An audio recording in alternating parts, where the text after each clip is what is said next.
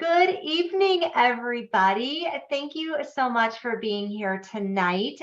You are joining Dr. Amanda Stirk with College Unmazed and FSW, Director of Accelerated Pathways. And I also have Kelly Thawley here with me, the amazing, beautiful Kelly from Lee County School District. And officially, what is your official title? I want to make sure I get it right. Yep, college and career specialist. Okay, I was going to say career specialist, so I'm glad I asked because now they added on the college this year, so It's now college and career specialist in the career and technical education department. That's awesome. And I think that, as we've talked about the last few weeks, that is so hand in hand, right? And so much when we think of post-secondary education, we think about what are my options? What do I want my future to look like? And, as we've discussed, and we have other speakers coming on talking about career and technical colleges and certificates and degrees and so forth. When you're looking at post-secondary, your college quote unquote list can look very differently, right? So what are going to be our topic tonight is building and exploring a successful college list and how to sort of navigate that and what questions to sort of ask any post-secondary institution. A little bit more focused on the university four-year sector, but definitely will give you some good food for thought, even if you are thinking of career and technical. Just as a reminder, this is the Are You Ready? Future Makers Success Series. And we're here every two weeks on Thursday. And next one I believe it's the 6th. And it's the last slide, but we're going to be actually talking about the application process. And we want to make sure that you are prepared to submit applications. So today we're talking about building a list and exploring those colleges, but then also next time will be actually applications. So let's get started. And as a reminder, if you are on and if you have any questions, feel free to throw them in the chat. We would love to talk, and Kelly can see them and answer them if I'm chit-chatting, or if you have a question and we can answer it as we go. Definitely we'll be checking that throughout the evening. So I do see a few people on, so definitely appreciate you guys being here tonight. So let's get started. This presentation is in conjunction with the book I wrote, College Unmazed. You guys do have a digital copy of the book in the Are You Ready website. So if you're following along, we are going to be working out of chapters 5 and chapter 6, which is building your list and exploring colleges. And a little bit more on that, we actually, if you read the introduction to section 2, we are starting to introduce what we call the LEADS strategy. So it's building a list. How do you look at all the colleges and start sort of asking the questions and start kind of developing what a good list would be? Number 2 is exploring those colleges and redefining and defining your list. So you're getting down to more, maybe a manageable size, maybe 8 to 12 colleges that you really want to consider. And then, like I said, next time we'll be specifically talking about apply, how to submit those applications. We'll be talking about resumes, essays, letters of recommendation, all that good stuff. And then how to even narrow it down just a little bit further. And then we have decide and succeed. So we call that throughout the College Unmazed workbook, the LEADS strategy. And thank you, Kelly. Kelly posted again the Are You Ready website. So if you guys have any questions and want to check that out, please do so. All right, so let's get started in with the good stuff. So one of the first things I want you to really think about as you're going through building a list and exploring colleges is thinking a little bit differently about what is important to you. And a lot of times we talk about college fit. And we did a podcast on this about 2 weeks ago. And the authors, Dr. LePan and Dr. Point and I were saying that we don't like the word fit because it's really vague. So when counselors or parents say, oh, what's your fit? What really fits you? They're really not very specific, because maybe what fits me isn't what fits Kelly or fits you or your parents or another student. And what happens is a lot of times students will focus on one aspect of fit instead of really looking at all aspects. And all of a sudden, when you look at sort of what we call retention rates, that's the students that come back for their sophomore year, after their freshman year, obviously, and then persist to graduation. It's a significant drop off. So sometimes, colleges might have 50% of students that start with them graduate within 4 years. That's a very low graduation rate. So a lot of schools will provide a 6-year graduation rate. Well, I don't think anybody wants to graduate college in 6 years. And a lot of it is because we're not asking some of these questions early on, which I will give you some of those questions. But I want you to look at fit through 6 different factors. So the first one being your academic match. And we're going to dive a little bit more into these as we get through the presentation. But your academic match is really, think of like your GPA, the ACT, SAT, even thinking about how many students does a college admit. So academic match is really, do I match the academics and what that college is sort of seeking in an applicant, right? You have career match, which when we dive into it is really, do they have your major? Do they have internships? Do they have alumni association? Do they have activities and things that will help you to really further and explore your career? Financial match, very important. Not many of us can just write a check and pay for college straight out. A lot of us want scholarships and financial aid and a lot of different things. And we want to look at things called cost of attendance. So that's like the sticker price versus the real price we pay, which is called net price. And to give you a hint, not only, but 86% of students do not pay that full cost of attendance. And some colleges provide to all students that are accepted some type of aid. And a lot of people don't know that. And so finding which colleges give a lot of aid. I mean, there are some colleges, even Ivy Leagues and some selective schools that say, if you have a financial need, let's say it costs this much to attend and your family can afford this much, we will provide this much money. And so finding those colleges that are willing to, fill in the gaps is really important. So sometimes we get stuck on cost of attendance and not so much on net price. Personal match. Now, this is where sort of your personal beliefs come into play. This could be, are you looking for a special mission institution like a historically Black college, maybe a tribal college, maybe a gender specific college, maybe religious affiliated, but also looking at diversity, the campus makeup, sort of big rural. That's kind of, again, sort of your personal feelings about things. Attend in the personal match. Student outcomes, I've kind of mentioned it already, but sort of retention rate, how many students stay at a college, how many graduate on time, how many degrees do they give out, how many people in the degree you're looking for, what's the cohort loan default rate. So how many people that end up in that major can't pay their student loan at the end of it. That's important, right? Because we hear about loans. So there's a lot of student outcome is if other people have gone before, and this is sort of, how much schools can kind of go through. Sorry, my phone's dinging here, caught me off guard. So basically, like the students that come through the program, how successful were they? So if I'm comparing 2 different schools and one has a much higher success rate in a program versus the other one, and they're relatively the same and everything else, I would go with the one with higher student outcomes.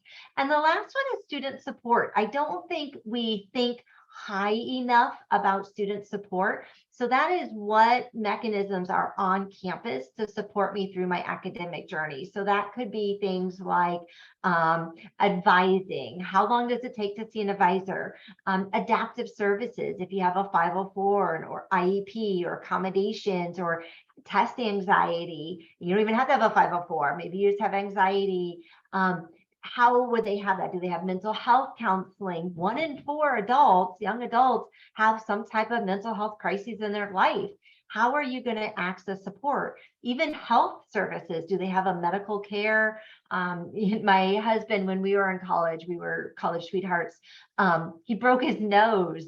And, you think about, okay, do I go to, and luckily we had a healthcare facility right on campus, and he went there first. And then they told him, okay, you broke your nose, you need to go to the ER, and they reset it and everything else. But he had somebody there that he felt he could trust and go to, as a 19-year-old kid, right? So really important.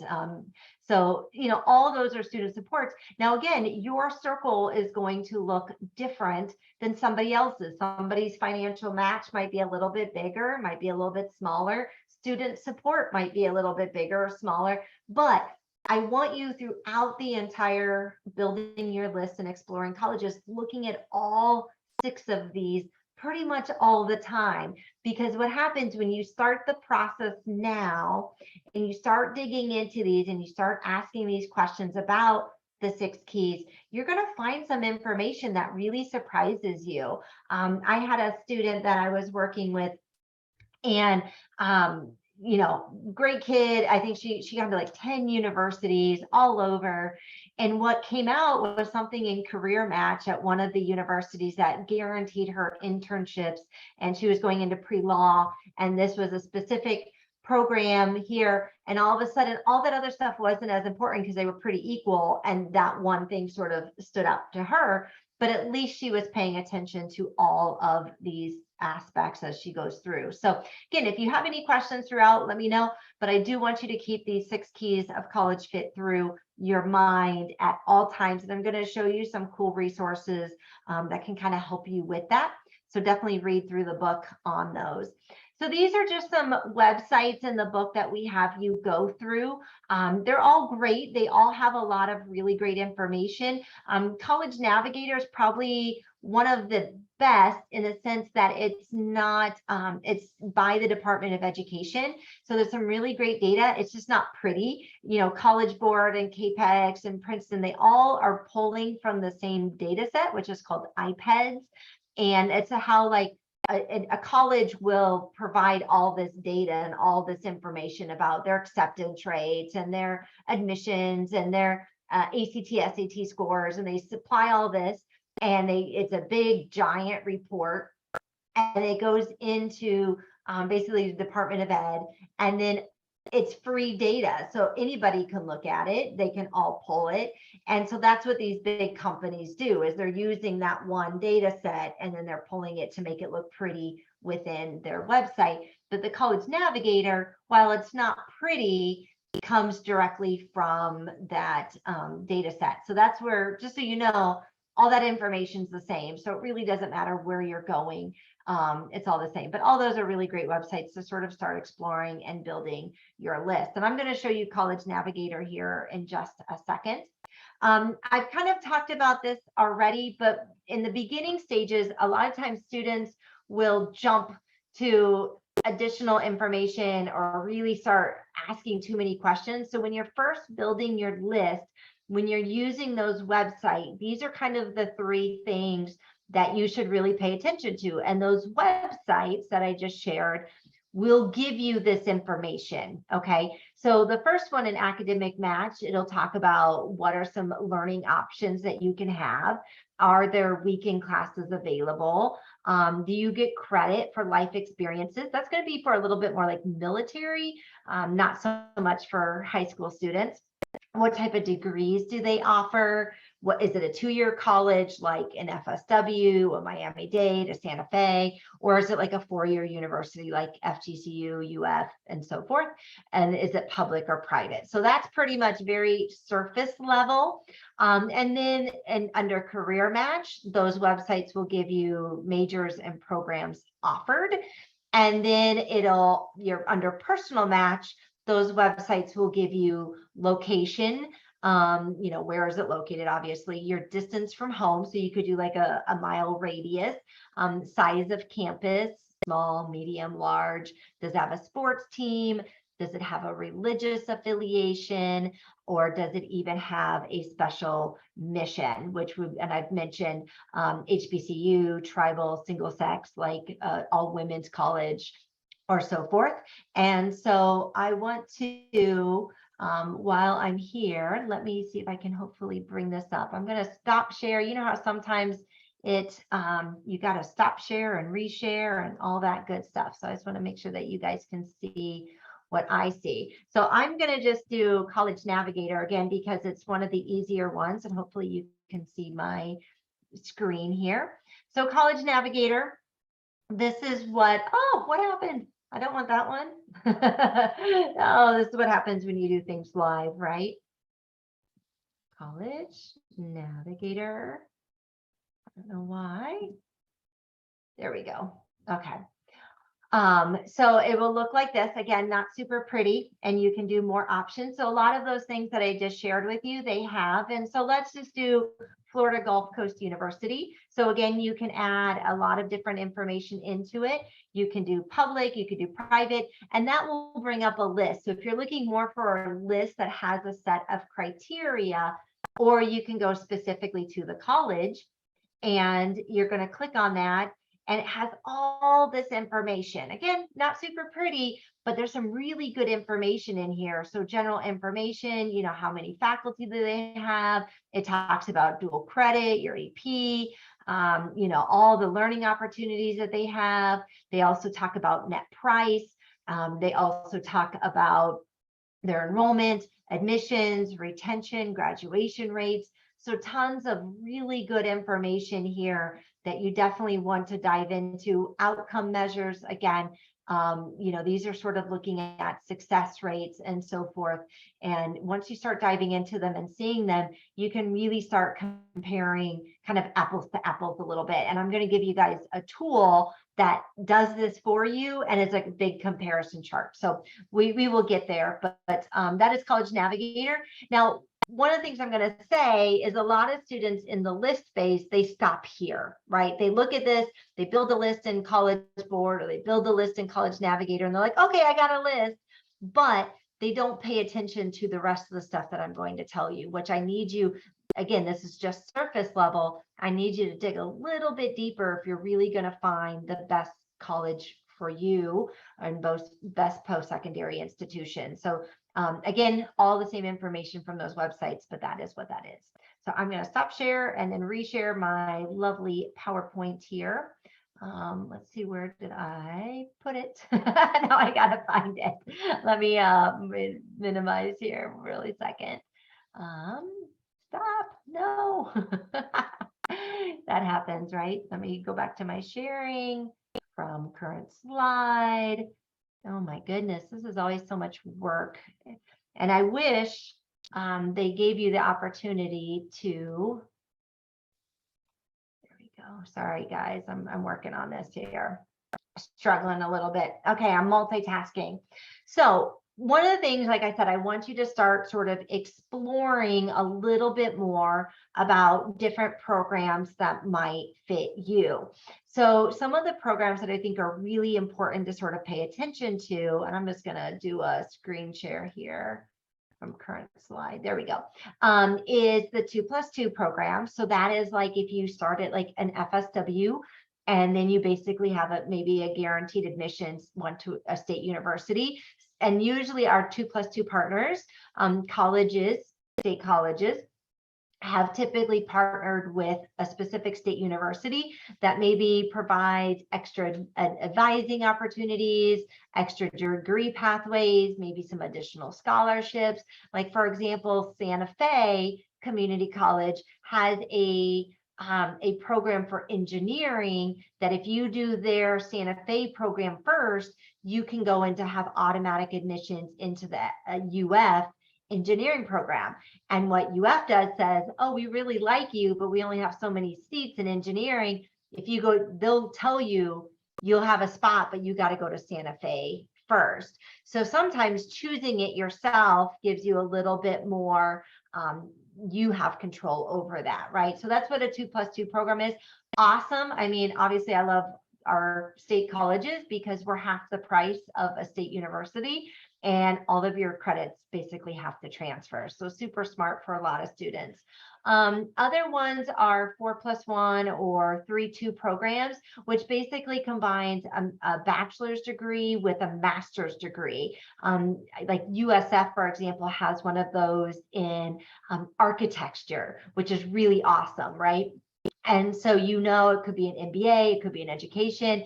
And what happens, a lot of kids don't know, if you graduate early, under 4 years, your Bright Futures can go up to 12 credits for graduate programs. So if you're coming in with dual enrollment credits or AP credit or ACE or IB, and you can get out under 4 years, you can roll some of that money over into Bright Futures. Now they paid out the undergrad rate, but that's going to save you, $7,000-8,000 a year. And that's a great way to start an MBA or a degree program. So I think that those are really cool.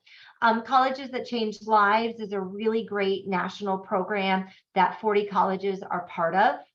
And basically, they're really dedicated to transformational education. So not only your academics, but you personally, socially, emotionally. So they usually have you live on campus. They have some really cool cohorts and activities to do. Our 2 colleges here in Florida is New College and Eckerd College. But again, there's 38 others, but those are some really cool ones. And if you really want a different experience, Colleges That Change Lives. Our HBCUs, so our historically Black colleges and universities, there's over 100 of them, 2-year, 4-year degrees. And, obviously FAMU is one of our most popular here, but that's just an option. And you don't have to be Black to go there. You can be Hispanic, white, whatever, but they're an amazing sense of culture and self, and really working with students of all backgrounds. So really believe in those programs for sure. Honors programs. So obviously there are some schools that have honors programs, such as FAU. They actually have their own honors college, and it's on a separate campus in Jupiter, and super cool. So you can apply directly to that program, and it's kind of a school within a school. UF has an honors program, USF, UCF, most of them do. And usually it's smaller classes, a lot of extracurriculars, a lot of private school options. It feels like a private school, right? It makes that big university much smaller. Usually there's scholarships, like for example, FSW has a honors program, and we give students $1,000 to do that, to like do a conference or study some research or to do something with. Some get it as a scholarship form. Even our dual enrollment students can get that $1,000 and use it not as a scholarship, but they can use it as a scholarship towards like a conference or something else like that. But that also gives you some additional things to think about if you're looking for a small school, but kind of want a big school feel. Honors programs. Internships is another thing to really explore. When do they start internships? Early on. Florida Southern, for example, guarantees an internship like your first year. So if you want to really get hands-on training and get into the field, that's a great way to determine, do I like this? Do I not? And to start building that resume as early as your freshman year. A lot of big universities, they save it until junior, senior year. And, so you definitely want to check that out. Some have specific learning communities, which basically are specialized courses or residential living, but usually it's around a common theme, typically a major, an interest. I've heard of colleges that might have international students stay together, or somebody from marketing and all have a group together. So there's a lot of different cool things, but again, it can make that feel, it allows you to connect with people and makes you feel more at home very quickly. Limited access program, and I'm going to talk about limited access and direct entry because I think it's not mentioned enough in college admissions. So some programs, specifically nursing is one of the top ones that we know of, that because space is so limited, they will accept you into a college. So say USF, for example, you get accepted into the college, but you don't get accepted in the nursing program. You get accepted to the college. You take your prerequisites, your math, your science, your English, and everything else, and then you apply to that program to get into that program. But the problem is you're working to these prereqs, you and 500 people, but they might only have 100 spaces. So what's the other 400 students going to do? FSW, we're one of the best nursing programs in the state. We are limited access, and I think we have like 200 applications every year for nursing, and I think we only have like 25 or 40 spots, something like that. Don't quote me on that, but it's definitely, it dwindles down. And so having really good grades in your anatomy, physiology, your core courses, your prerequisite courses is super important. On the flip side of that, some schools offer what we call direct entry. Now, direct entry is saying we're admitting you to nursing as a freshman, and we're going to start building your clinical hours and everything that you need, and you don't have to reapply to an access program, a limited access program, that you're going to be in the program from day one, but you need to know you're going into the nursing program. So for example, one of the ones that comes to mind is Nova Southeastern. Love it. It's a little private school over in Fort Lauderdale. And what's really interesting about it is that they have direct access to their med school and their MD and DO program, and there's a bunch of them that they have, but they're graduate programs. So you can apply as a freshman in college, and they will save a seat for you in a medical school, right? And you still have to do your MCATs and you still have to meet all your prerequisites, but you're not reapplying. You have that seat. And so if you're looking for a program that requires a graduate degree as well, veterinary science is another one that those direct entry programs might be a really good way in, especially if you're coming in with a lot of credit, because it provides that nice clear path and you don't have to worry about switching schools and applying and stuff like later. So be really cognizant of those words, especially if you're looking for those. So limited access, direct entry, and then obviously study abroad. I went to Germany, I went to Japan, I lived abroad. I can't tell you enough how amazing study abroad is for every student. It just gives you a different perspective. And even if you're not attending maybe your local state community college, like for FSW, we have a 6-week trip to Italy, one to Spain. We've been to the Galapagos. We've been all over, and basically any students can be, and adults can be a part of that. And it's much more reasonable than if you're traveling on your own, and you get this amazing experience. So some are short, spring break, Christmas, or summer long, or year long, semester long, and so forth. But I think, again, when can you access that? What are some programs that you can go to, and so forth? So again, surface level is how far is the college from my home? Do I want to drive 2 hours or 8 hours or 20 hours, 40 hours to California? Like, what do I want to do? But also, if you can start diving into these programs, these are the programs that you're going to connect with and actually have you be much more successful in the long run. Okay. So remember, again, if you have any questions, let me know. If you can all give me a thumbs up or ask, so I know you're here, you're available, that'd be awesome. But hopefully we're moving on and we're doing, yes, Kelly, thank you. Did you have a question? Nope, I'm just letting you know that I'm here. I love it. Thank you. Thanks, Kelly. She is amazing as always. So one of the things, I'm going to do my weird stop share again because of access and everything else. So on the College Unmazed website, when you go into the workbook, there's going to be a website you're going to see pretty often, and I'm going to bring it up here. It's called the CDO, the College Data Organizer. And it's something that, and I'm just bringing it up, so don't mind me looking over here.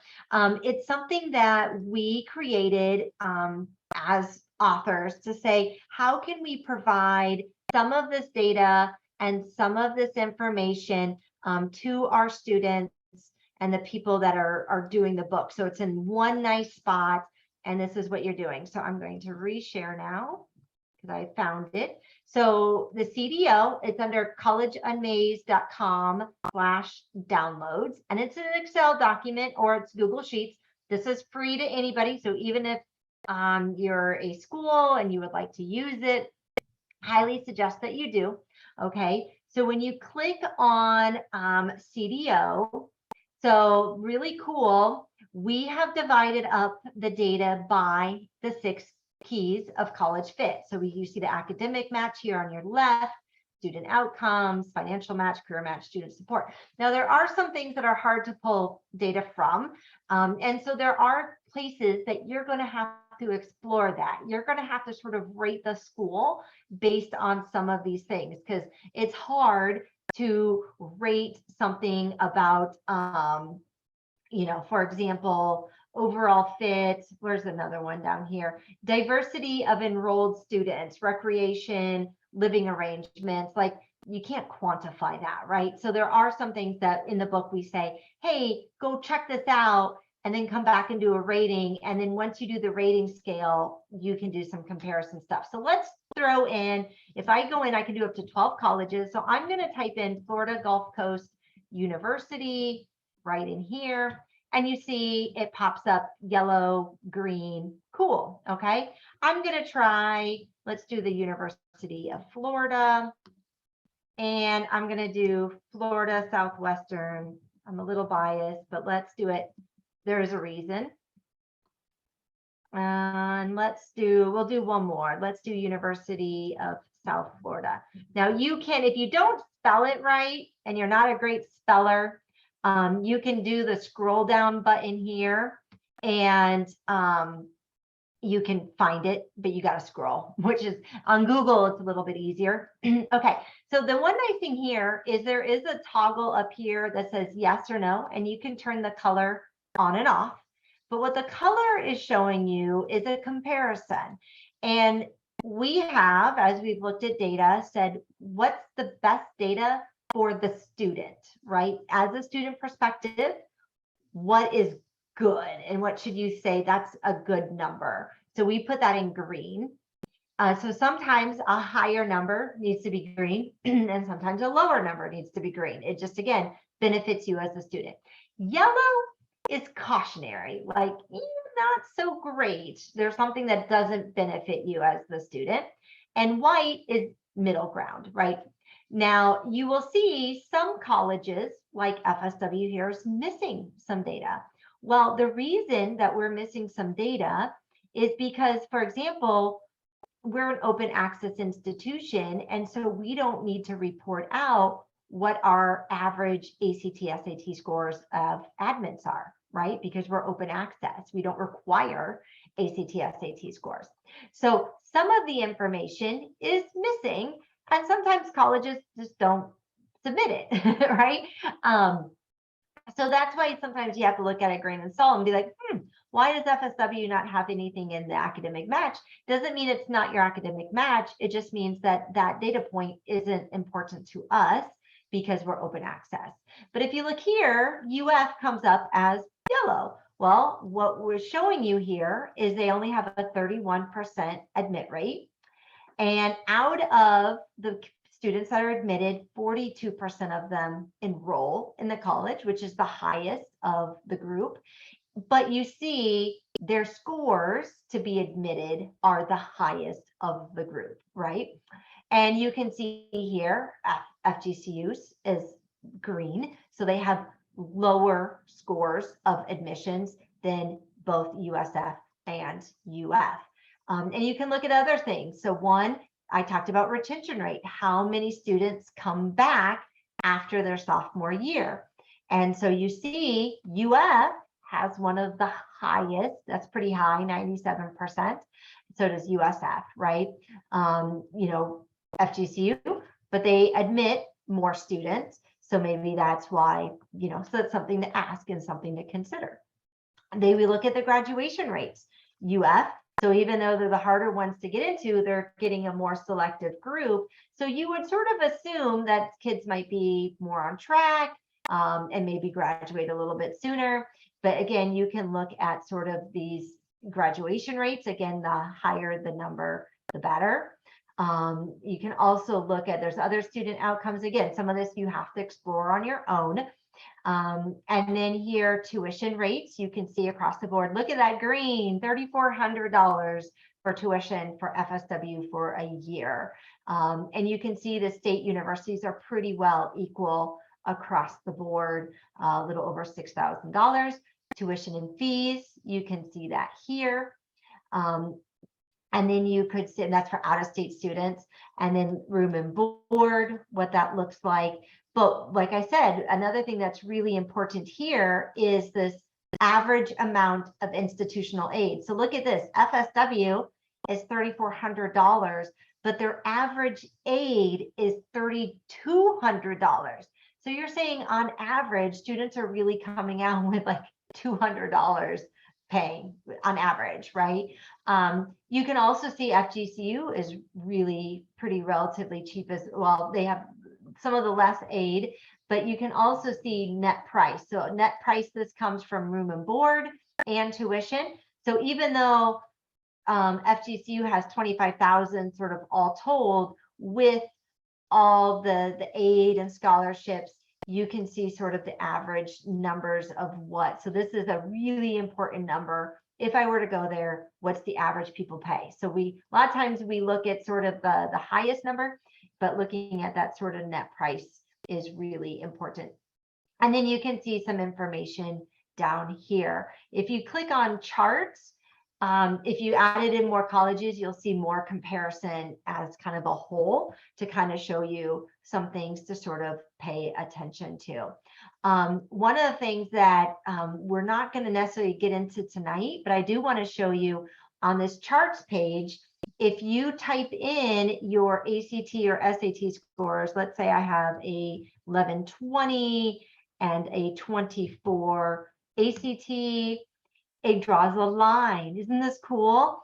So you can see which colleges you're sort of aligning with and which colleges might be harder or a lower chance of admissions because you're not quite meeting their academic criteria at the very beginning, right?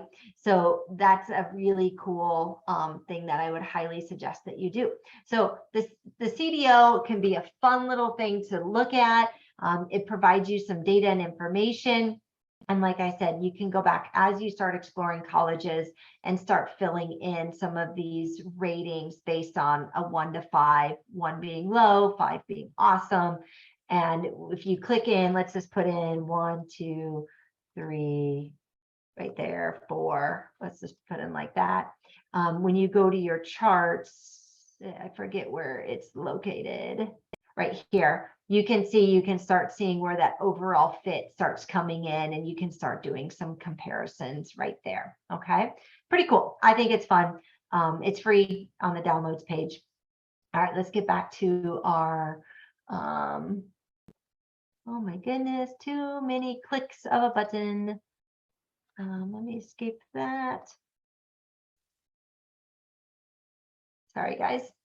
All right, so adding a little bit more. So as you start kind of going through some of that data and information, and as I've kind of mentioned, then you can start adding, especially as you're exploring colleges by visiting, right? College visits, and we'll talk about that next. is really important. But then you can start adding some of this other information, like looking at the diversity, looking at the recreational options, looking at the dorms, seeing, do I want more of an apartment style or traditional dorm style? Do I want to live off campus? What does that look like? You can start exploring the tutoring services that they have, adaptive services.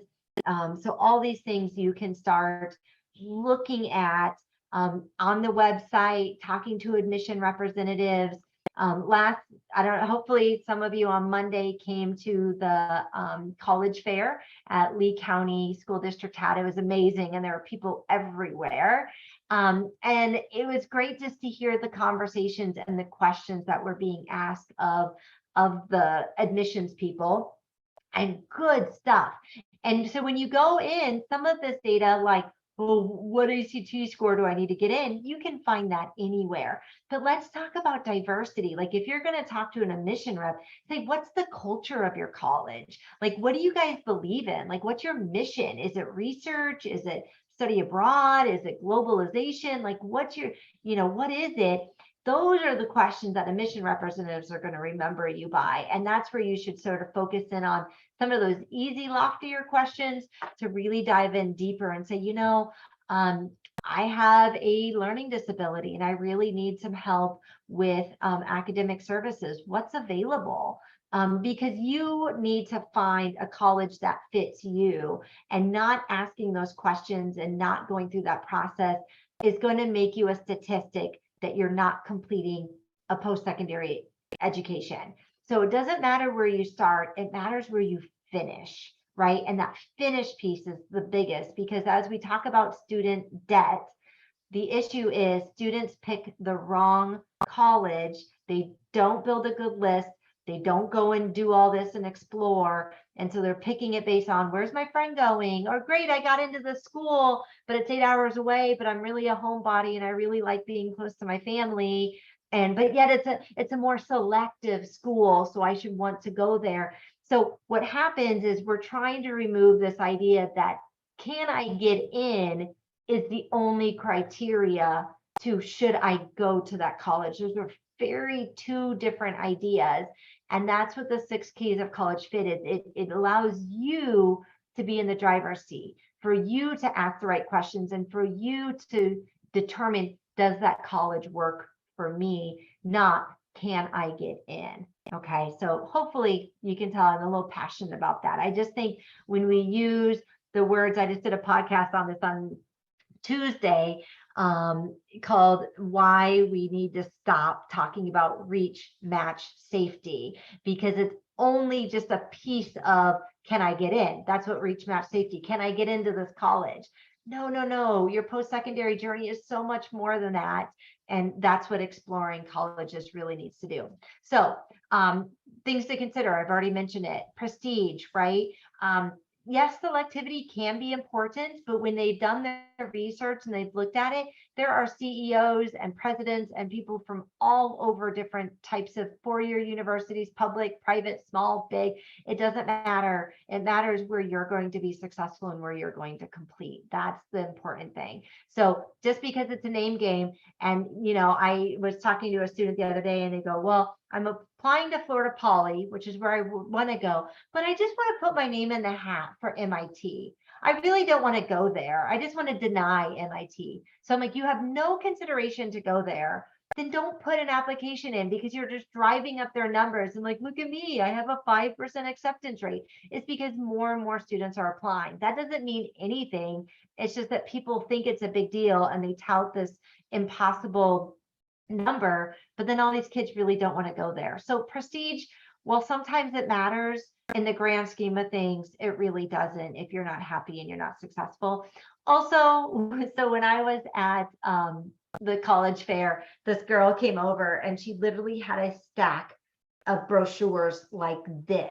Like, it was massive, that she had collected from all the colleges. I said, are you going to read those? And she's like, I don't know, maybe.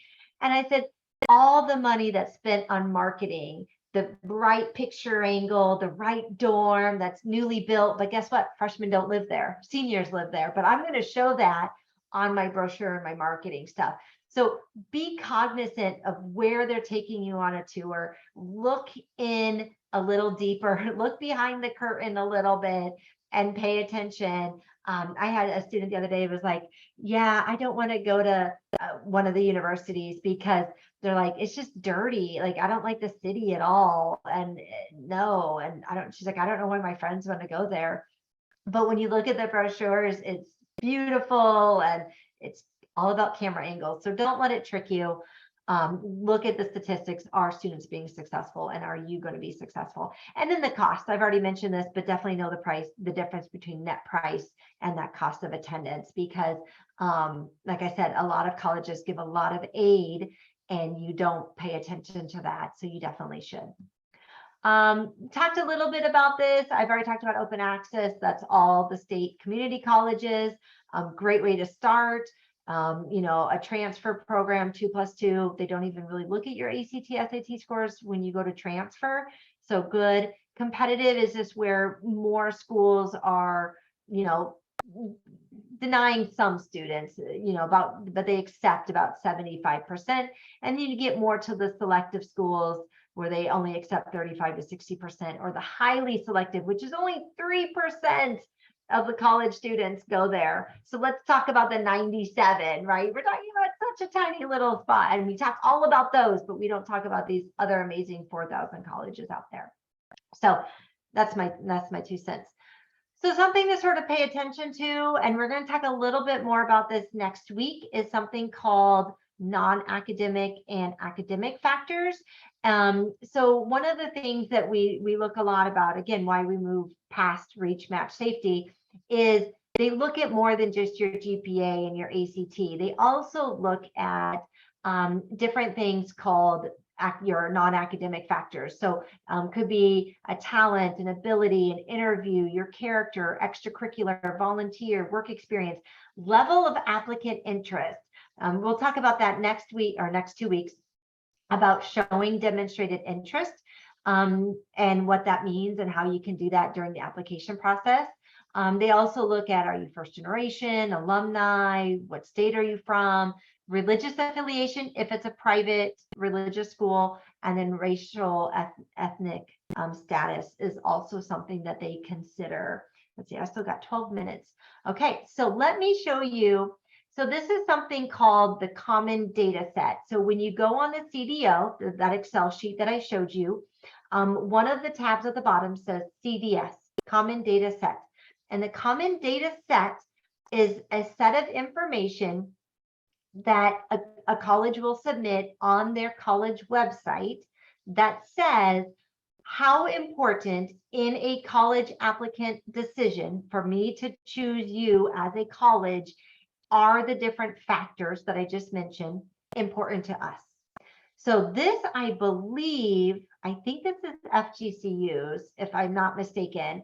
I'll definitely bring up FGCUs and show you how to find it. But what they're showing here is, you can see very important is rigor of secondary record.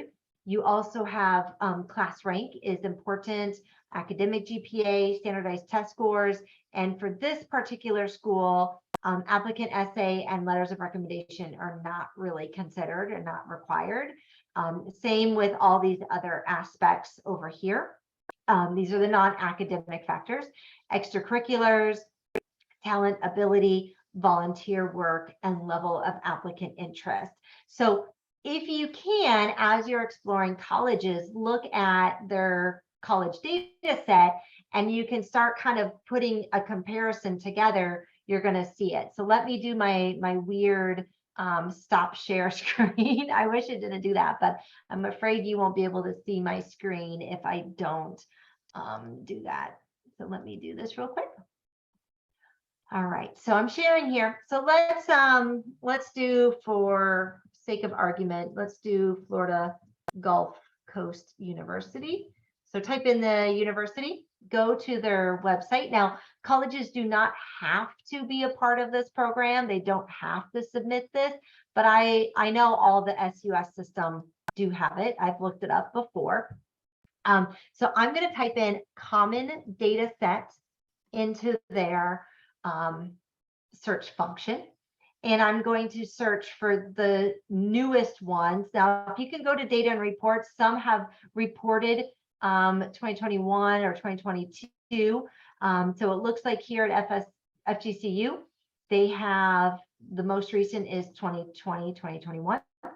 And again, in the Explorer section, we talk about this. So if you get lost, definitely check it out. So I'm going to scroll down, and I am looking for the letters C7. C7. Okay, I feel like I'm in bingo. C7, B10. So you can see right here. Yeah, this was so the one I was showing you was not FGCU's. I don't remember who I stole that from. But you can see what's considered to them rigor of secondary school records. So that would be like AP, dual enrollment, IB, ACE, class rank, somewhat important. Their essay, letters of recommendation, but very important to them are your test scores and your GPA. So that is what I would consider really competitive admissions. They're really looking at sort of these two. And if you don't meet these two criteria, typically then that's when they go into the other criteria, right? So they're looking at all these other things, and they're looking at talent and ability. And look what's here. They want to know, are you interested in us? And if I have an applicants that are very similar, and this one has shown interest by visiting, coming to an open house, meeting with our admission reps, and doing that, and I think if I give them a seat, they will come, they're going to be more apt to take this person than they are this person that's like, oh, that's just a safety, right? That's why I don't like those words too. That's a safety, so I don't have to really engage with an FGCU because I think I should go here, right? So really important. But there's a lot of really good information here. I'm kind of a data nerd, so that's why I like going into this. If you scroll down a little bit further, they tell you your average ACT, SAT scores, where they're coming from a little bit more specifically. And they also give you average GPAs and what percentage of the class is being, here's GPAs right here.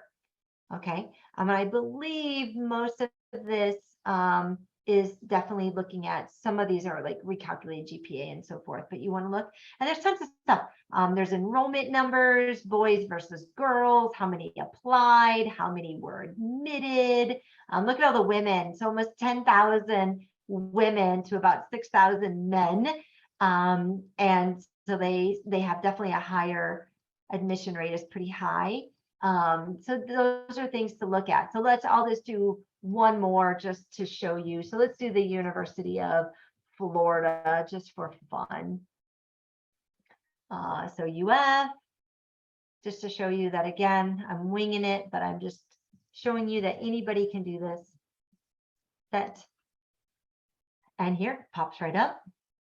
And you can scroll down to C7. Remember C7. I'm getting loopy, Kelly, getting loopy. So here you can see they have a much wider swath of things that they're looking at. They're a little bit more holistic admissions, and they're looking at your extracurricular, your talent and ability, your character. So knowing this, your first generation volunteer, to them, they're not really paying as much attention to applicant interest. But what this tells me is I really need to pay attention to my resume, my essay, and my other letters of recommendation or so forth. Actually, they don't require it, but I'm really going to pay attention to my essay and make sure it's a good one, right? And do I tell about all these activities and things like that within that essay, right? So keep that in your mind. So when we talk about that in 2 weeks, you'll figure out kind of where I'm coming from. So again, some really good information. So if you go back to the CDO, let me stop share, let me bring it up, let me reshare. This is fun stuff here. There's that tab. You can go through, and it's kind of a pain. I mean, I'm not going to lie, because nobody draws from that information, but you can say, does it participate? And you would say yes. Whoops, yes. And you can type in 3, 2, 1, and it'll color code, so forth. And so when you do that across the board, I'm just making this up, obviously. you can start seeing, some patterns and things like that, and maybe where to focus on in your application and your resume, and sort of who's expecting what. So I think that's a really cool tool. Again, it's free. Anybody can use it, and you can share it, use it, have fun with it, whatever. Okay. Let's go back to the PowerPoint, and we'll wrap this up. All right, so we talked about selectivity, we talked about the CDS. So again, using all the different types of visits, we already sort of discussed them. Formal visits. My daughter's a 10th grader, and she got a note from Florida Southern. They're having a big open house on October 8th, and we're gonna go. I don't know if she's gonna be interested in Florida Southern or not, but just to be on campus and see the experience, and even as a 10th grader, I think is really important. I think informal visits. So if you're just driving by, stop in, especially like Florida Poly and some of the cool institutions, or if you're in New York or California. Some selective schools have fly-ins, there's virtual fairs, there's college fairs. They come to your high school. Those are ways to engage and to explore and ask those good questions a little bit more. I do in Explore have a list of questions. So if like you're kind of focused on financial match or academic match or whatever, there's a list of questions that you can use for that process. So that is really, I'm wrapping it up right at an hour. Again, next in 2 weeks, the next one, we're talking about developing great college applications. And I hope you come back. And Kelly, any questions? I mean, I know it was a pretty quiet, it seems like everybody was kind of quiet tonight.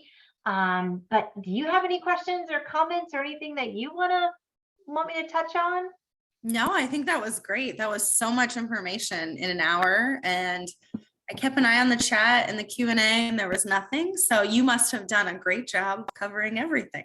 Hopefully. And like I said, really in the book, definitely check out those 2 chapters, because there's a lot more information. I know I did a very surface level, but I dived more into the CDS and the CDO. And because I was able to be one of the authors, I used in the list chapter, I believe, list and explore, I used Southwest Florida students as an example. So the CDO, I had made one up, and it's in the book, and I did a comparison.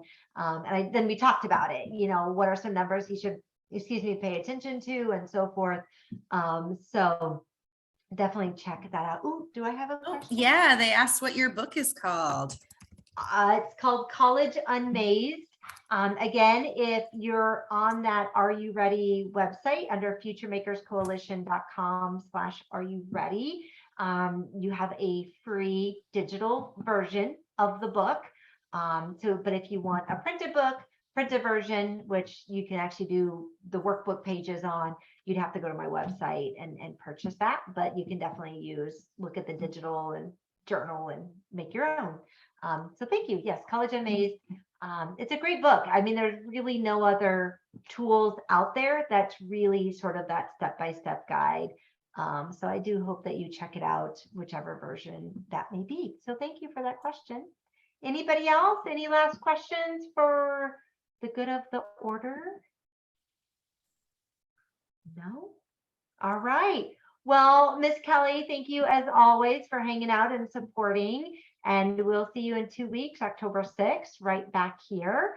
And we are going to post this on social media, and I'm going to post it through my dual enrollment group, and hopefully get some traction that way as well. Thank you, everybody. We'll put it on our, we're going to put it on our CTE YouTube page as well. So you can always do a YouTube search for Lee County Schools Career and Tech Ed, and you can find it there. Oh, here, I got one last question. This is a good question. They asked, if the college doesn't have a common data set, what other resources could we use? A lot of times you can ask admissions. So when you go on those tours and you check things out, or if you have a nice list of questions maybe to ask admissions, you can do that. And also really checking the websites. If you dig a little deeper, you can find that information. I will say though, 9 out of 10 colleges will have the CDS, especially the ones that are tracking for college rankings. They want to submit that data. So who doesn't have it typically are maybe the technical colleges and the state colleges, like FSW, Miami-Dade, and so forth, because they're not part of really the ranking system. But really, any school that's ranked, you should find it. But you got to dig a little deep. They're not always super easy to find. I know I was looking for a student for University of Chicago, and I could not find it. And I reached out to admissions like, hey, they never responded, but I'm still trying. But there are times when sometimes you got to dig a little deep or go there, ask those questions. But at least you now know what you're asking for, which I think is no matter what, you didn't have that before you came here. So hopefully that will help you. All right, guys. Thank you all for coming tonight. Thank you, everybody who watched the replay. As a reminder, if you want to follow College Unmazed at any social media channels, please do. Kelly, also you have social media as well for career and technical for Lee County. Correct. What is that handle? Oh, geez. I knew you were going to ask that question. I put you on the spot. I think it's Lee County CTE. Okay, there you go. Yeah, Or College Unmazed. All right, guys, have a good one. Happy Thursday. Take care. Have a good night, everyone. We'll see you in 2 weeks.